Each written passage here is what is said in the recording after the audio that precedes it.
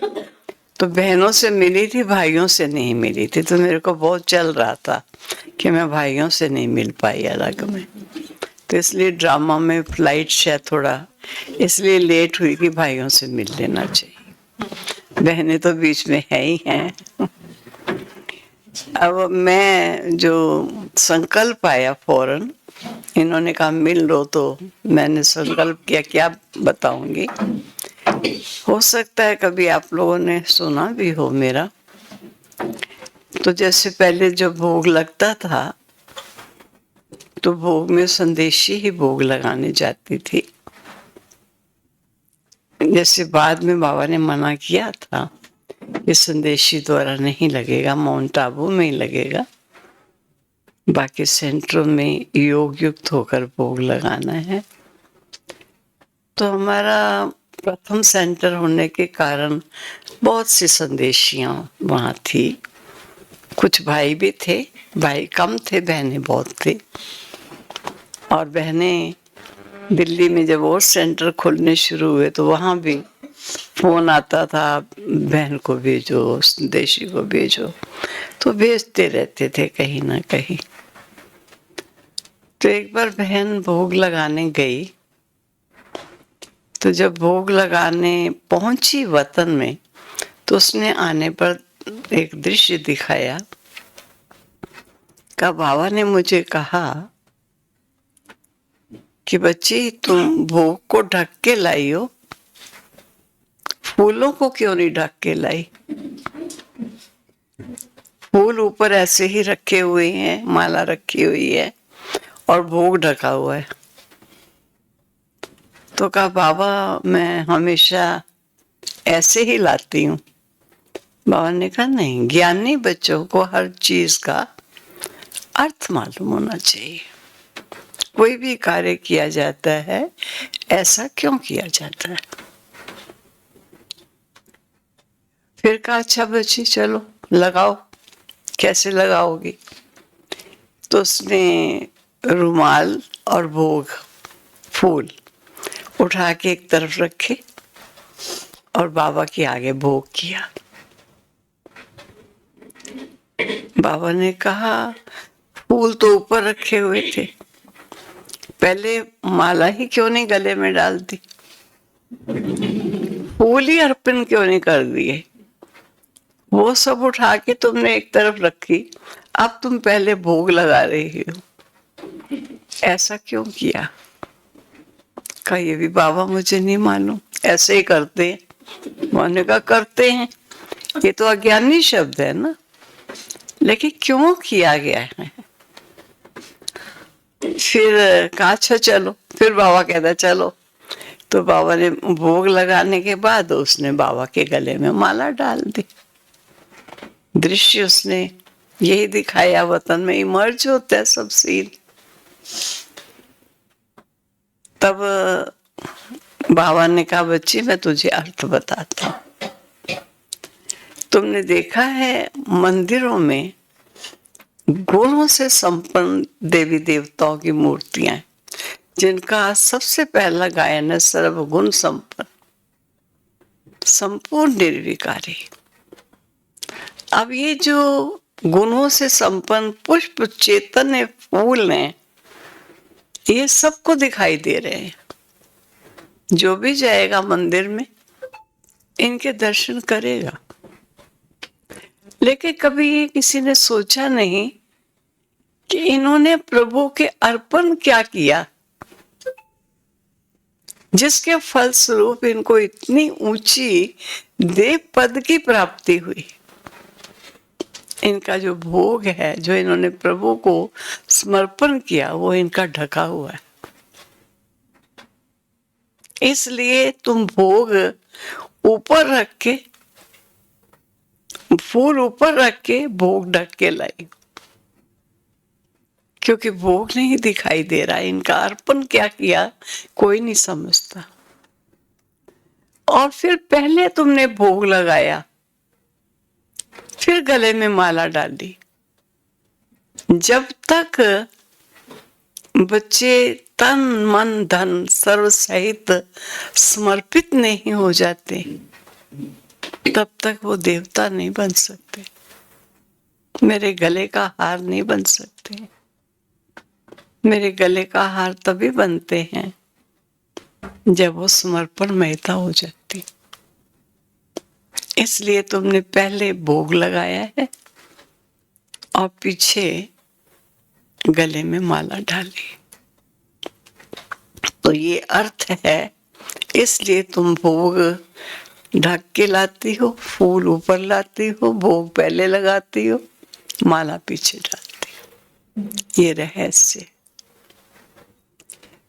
तो बाबा हर बात का रहस्य बच्चों को समझाया करते थे। एक एक बात को बच्चों को मालूम होना चाहिए, ये क्या और ये कैसे। ऐसी हो गई, पहले तो जाते ही कहती मैंने क्या देखा कि एक रस्सा लटक रहा है और उस रस्से के साथ एक आदमी जिसे लटका हुआ है।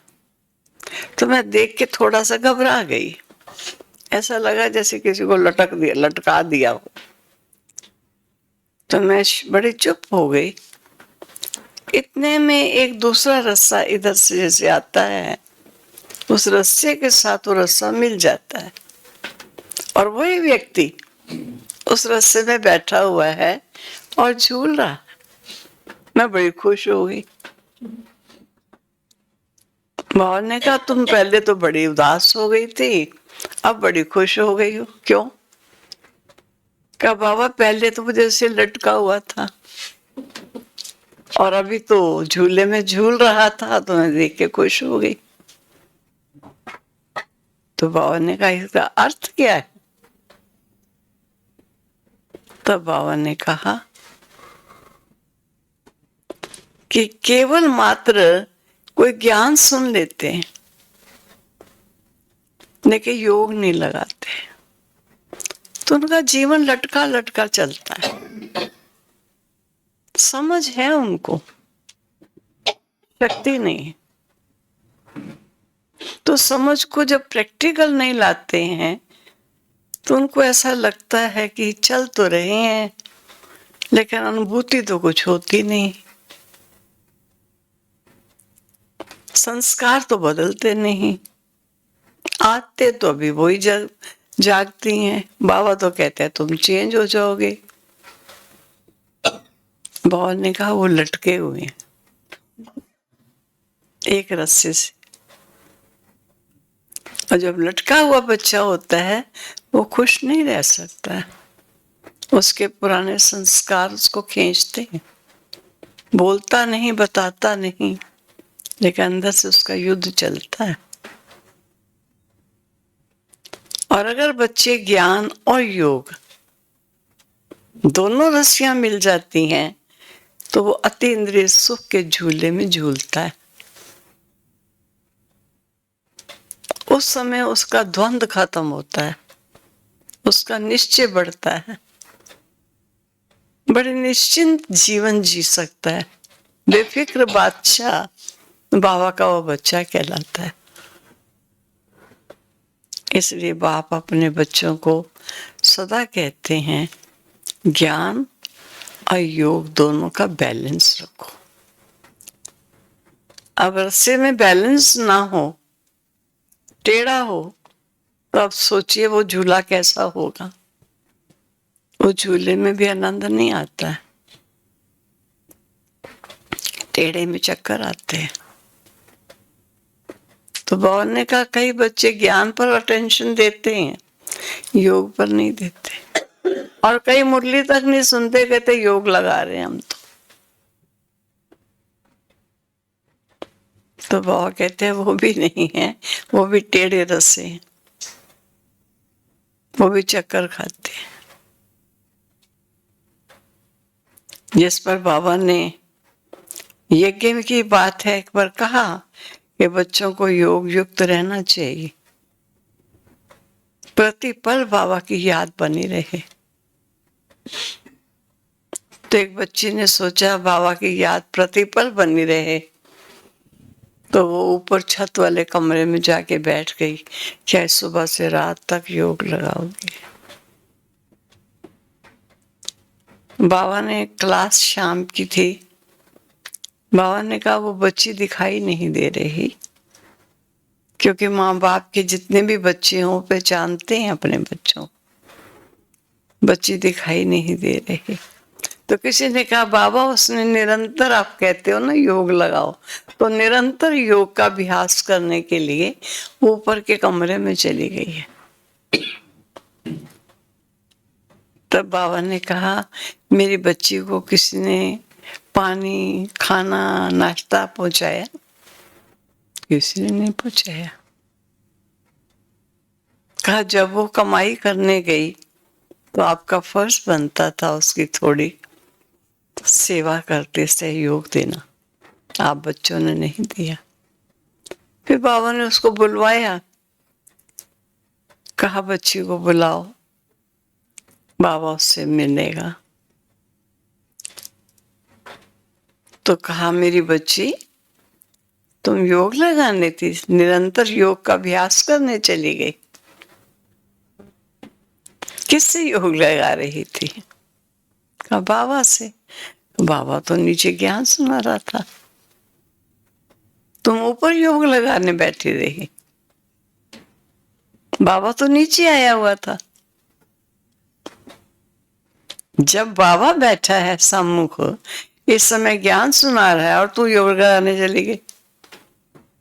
योग का भी समय होता है, उस समय सन्मुख बैठ के योग युक्त अवस्था हो। वाणी छोड़ के, क्लास छोड़ के हम योग लगाने चले गए जी। हर समय का अपना महत्व होता है। निरंतर याद जो मैं कहता हूं उसको समझने की जरूरत है। निरंतर याद का ये मतलब नहीं है कि क्लास जो दाता जिससे तुम योग लगा रही हो वो नीचे आके बच्चों की पालना कर रहा है, ज्ञान योग से उनको सजा रहा है, और तुम उस श्रृंगार से वंचित होकर केवल योग लगाने बैठे। तो ज्ञान के समय ज्ञान सुने, योग युक्त होकर ज्ञान सुने, और योग के समय योग लगाए, पावरफुल याद में रहे। और कोई भी समस्या का समाधान सिवाय योग के और कोई साधन है नहीं, है ही साधन योग। इसलिए संगठन में जब रहते हैं तो एक दो का सहयोगी बन के रहें, बेपरवाह न बने, क्योंकि हमारा ये परिवार है। परिवार में मोह भी नहीं होता, सहयोग होता है, स्नेह होता है, ममता नहीं होती। तो बाबा कहता है देखो आपका परिवार में किस प्रकार का संबंध। ठीक है, ओम शांति। क्योंकि आपने टोली भी रख दी है रहने लिए तो टाइम लग जाएगा। ओम शांति। दीदी एक दो प्रश्न थे शॉर्ट में। शॉर्ट में है, टाइम है 5 मिनट। जैसा बैगरी पार्ट का अनुभव सुनाया था कि वो ढोडा और छाछ बीमार भी ठीक हो गए योग युक्त होके जब लेते हैं याद की दवाई से। तो बहुत सारे भाई बहनों को मैं देखते हैं टू मच दवाइयों पर, टू मच परहेज, भोजन पर अटेंशन। तो जब उस समय याद की दवाई काम की, सिद्धांत तो वही है, अगर वही भावना, वही योग और वही लगन, बाबा में निश्चय अगर इस समय हम यूज करें तो शायद डिपेंडेंसी थोड़ी कम हो। इस पर थोड़ा सा। वो ठीक है, शरीर को देखना जरूरी है, लेकिन ज्यादा शरीर के पीछे भी नहीं पड़ना चाहिए। इतना हम शरीर को ध्यान दें, रेस्ट दें, खुराक दें, ये दें, हम उतना काम लेते। घोड़े की मालिश तो खूब की, टाइम पर खाना दिया, टाइम पर पानी पिलाया, सब कुछ किया, और घोड़े को लेके कहीं गए ही नहीं, तांगा लगाया ही नहीं, कोई कमाई हुई ही नहीं। और घोड़े की मालिश 2 टाइम हो रही है, 3 टाइम हो रही है, पानी पिलाया जा रहा है, रेस्ट कराया जा रहा है। तो ये तो कोई तुक नहीं बनती है ना। तो घोड़े से काम लेना है हमने, उतनी खातिरी करें जितना उससे काम लिया है। काम लेना रत्ती और 1 तोला उसकी सेवा करना, ये तो नहीं है। हाँ, वो जितना कर सकता है, जो कर सकता है, बाबा कहते हैं और कुछ नहीं, साकाश तो दे सकता है, सबके लिए गुड विशेस तो रख सकता है, खुशनुमा चेहरा तो रख सकता है, शांति के वाइब्रेशन तो फैला सकता है। जो कर सकते करे, लेकिन शरीर का इतना नहीं। आज ऐसा हो गया, हमारे मधुबन में भी कोई भी पहुंच जाए, टूटा फूटा शीशे घोट के भी ले जाए ना, वो भी खाने के लिए लाइन लग जाती। एक बार बीच में किसी ने कहा 4 चम्मच घी और हल्दी, बस सब बीमारी का, सभी ले लेके 4। हमारा वो बरदानी में दूध बहुत बढ़िया होता है, जो आए गिलास भरे और 4 चम्मच घी, मलाई होती है, कोई खाता नहीं मलाई का, वो घी बनाते थे, और हल्दी डाल डाल के कमरे में बैठ के खूब पी रहे। किया क्या कुछ करना है इससे? नहीं, शरीर ही ठीक नहीं है, पहले तो इसको ठीक करेंगे ना, करते रहो ठीक। आखिर बीमारी और हो गई, किसी को शुगर हो गई, किसी को कुछ और हो गया। फिर कोई और आया, उसने कोई और जड़ी बूटियों पे से कहा ये पियो। मानो इस काम में जो लग जाता है ना, वो लग ही जाता है, वो इसी में लगा रहता है। नहीं, थोड़ा ध्यान रखना चाहिए, बैलेंस। शरीर को चलाना भी है, शरीर से काम लेना भी, थोड़ा ध्यान रखना चाहिए। ज्यादा शरीर को जब देखते हैं ना, तो जरा ज्यादा इस पर चलता है। कल एक सकाश की बात की थी आपने जी, कि चक्रवर्ती बनना है तो सकाश देना होगा। तो एक विजन जो आप देते हो सकाश की विधि, कि कैसे सेकंड में सकाश देते हैं? सेकंड में सकाश, मानो हम, बाबा तो प्रतिपल अपनी शक्तियां दे रहा है, और मैं आत्मा को, मुझे आत्मा को दे रहा है शक्ति, और मुझे मालूम है कि ये शक्ति मेरे तक सीमित रहेगी, वाइब्रेशन तो देती है ना, तो ये चारों तरफ विश्व के जाए। मेरे मन की भावना है कि ये शक्ति जो मुझे बाबा दे रहा है, ये सबको सुखद अनुभूति कराए। थैंक यू दीदी। ठीक है जी।